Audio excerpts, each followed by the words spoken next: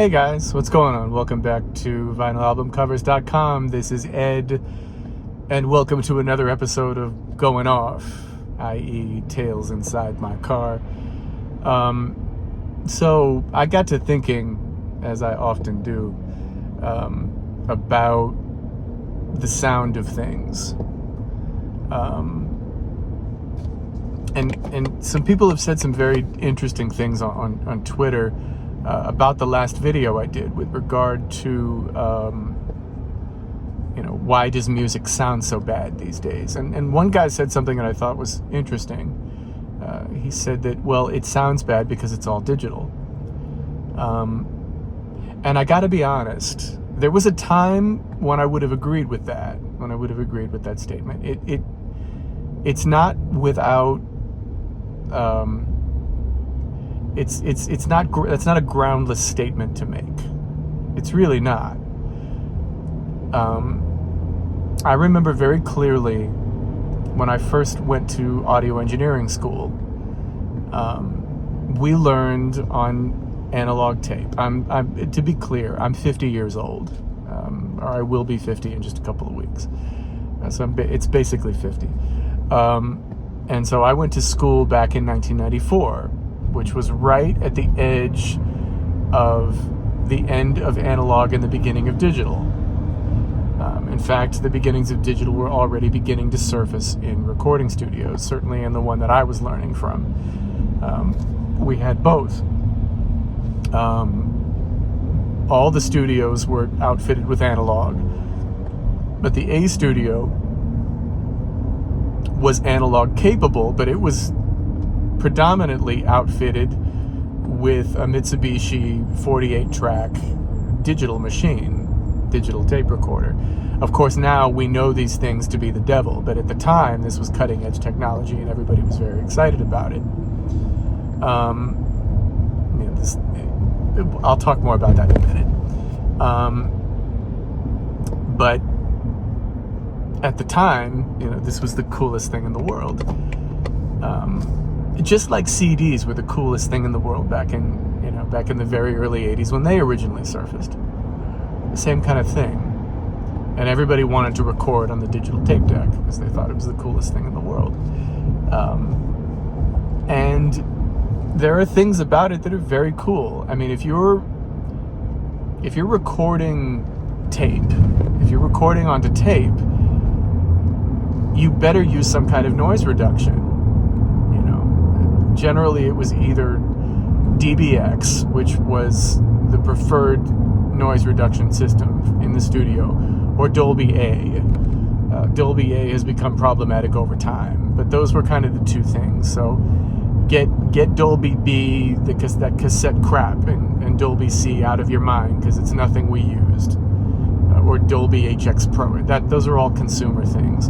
In the studio, it was either DBX or Dolby A. Dolby A can be worked with, but it's difficult to calibrate. But that's what we used back then. I'm trying not to get too caught up in the minutia of it. But those were the things that were done for analog. For digital, there was no need for noise reduction because it was digital zeros and ones. What do you need noise reduction for? What noise are you reducing? So that was a big advantage. Another big advantage is that there could never be degradation because it was digital. Kind of a good thing there too, right? And so, at the time, there were a lot of people who felt like digital was the way to go. And it probably was to some degree, but the problem with digital back then is the converters that got you from the analog signal that you were trying to record to the digital signal being stored on the tape, or later on being stored onto hard drives. Those converters were not quite ready for prime time yet, if I may be so bold. So they didn't sound great. I mean, they were okay, but they were kind of cold. That's where the reputation for digital being cold comes from. That those converters weren't quite ready for prime time yet. And so it went that in not too much time, while people were still willing to deal with that digital audio tape, or Dash, Sony's Dash system, and the other things like that, or ADAT, and eventually mastering down to DAT rather than quarter-inch half-track. People still preferred the analog. Those of us who were really listening, who really just kind of wanted to deal with the analog and not the digital. And we still did after that. Like, I was still cutting tape for quite a bit longer than most people because it just sounded better. It breathed better. It had more life to it. It didn't feel cold. But now we're in a very different place. Digital has improved tremendously. Now we have much higher bit rates. I mean, you figure at the time that, like, The Night Fly by Donald Fagen, the time that was being recorded back in 1982, it wasn't the first digital recording, but it was one of the first all-digital recordings. And the converters were not amazing back then. Now, that album is considered reference quality, and it really does sound amazing.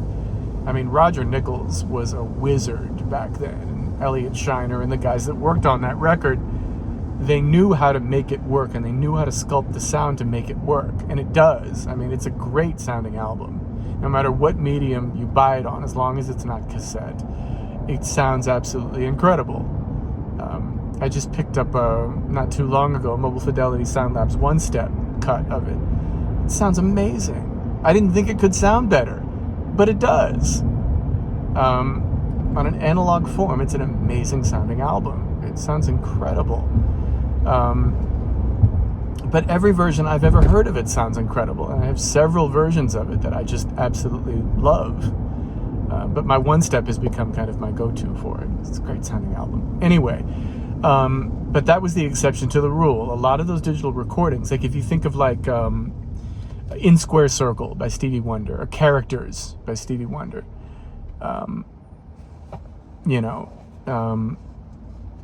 many of his digital things sound very digital.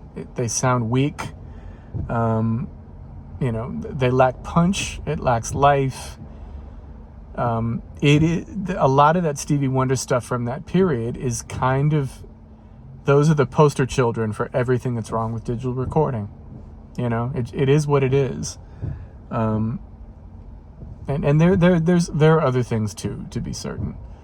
But anytime you see like an album that says, or anytime I see an album that says full digital recording, I kind of get nervous because, it's probably going to be kind of a dead sounding thing. And for the most part, that's the truth. So now we're in 2023.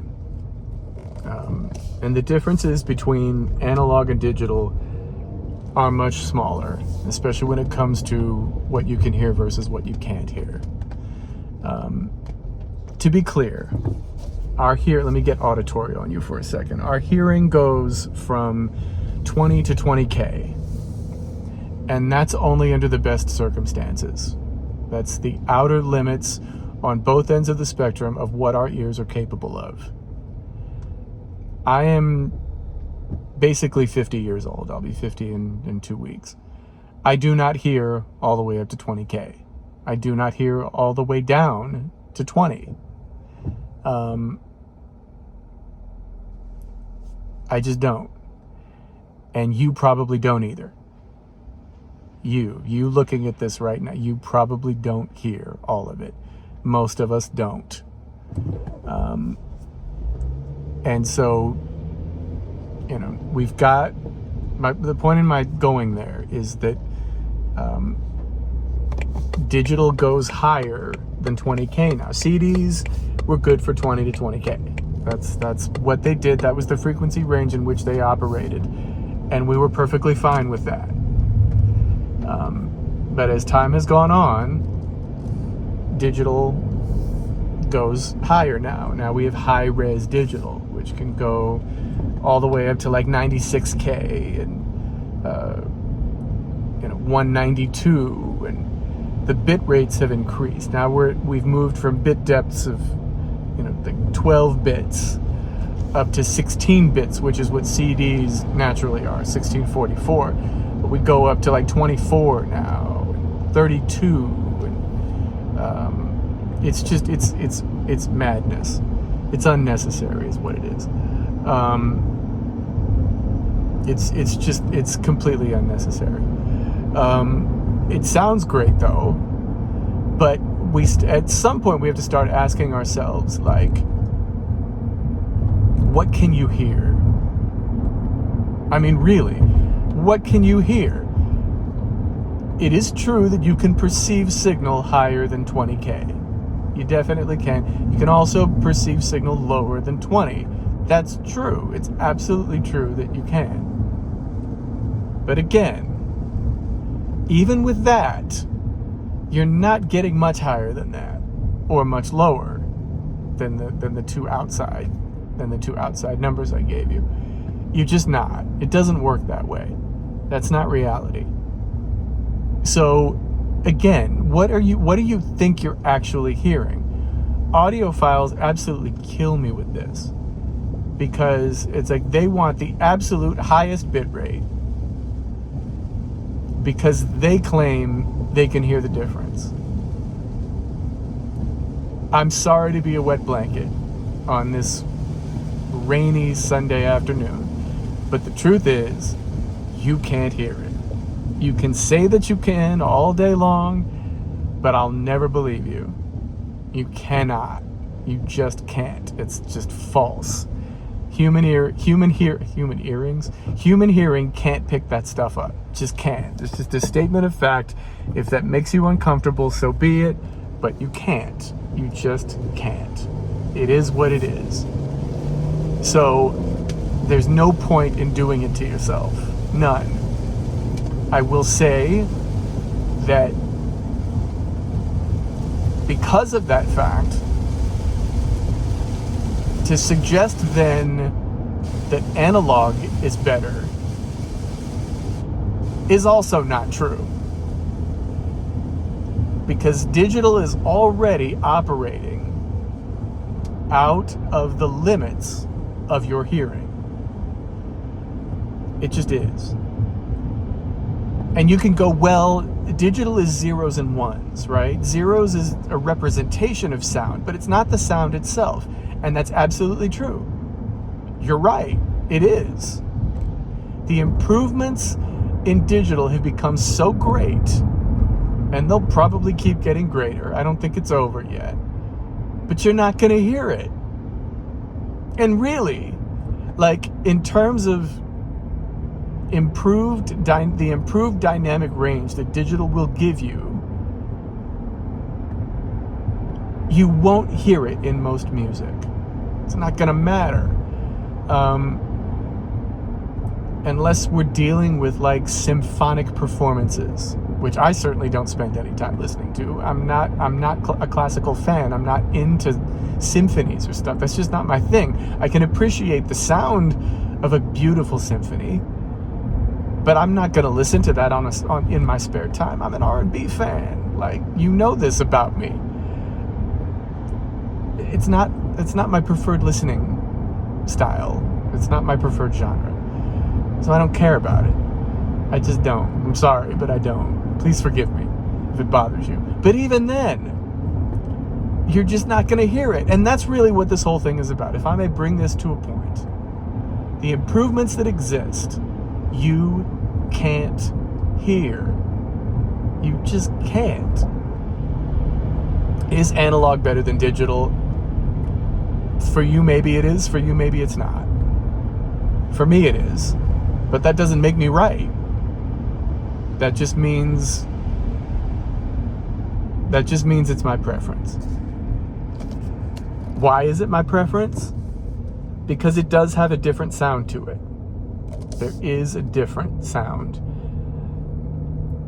And it's very slight, to be honest with you, because digital has become so good that I'm not even sure that it matters. Would I weep profusely if I could only get the digital version of something and not the analog version of something? No. I could be perfectly happy that way. I would be okay with it. I'd be perfectly fine with it. Would I prefer the analog version of it? Yes. Most times. It's up to you, though. That's really the point that I'm making here. They're so close. I don't know that it matters all that much. They're so completely close. It's up to you, kids. That's all I'm saying. It's up to you. And I just wanted to put that out there. So that's the video. I know I feel better. I hope you do too. And that's going to do it for this edition of Going Off. And I'll be doing more. There's more coming. Trust me. Keep an eye out. But until we see each other next time, keep listening to great music.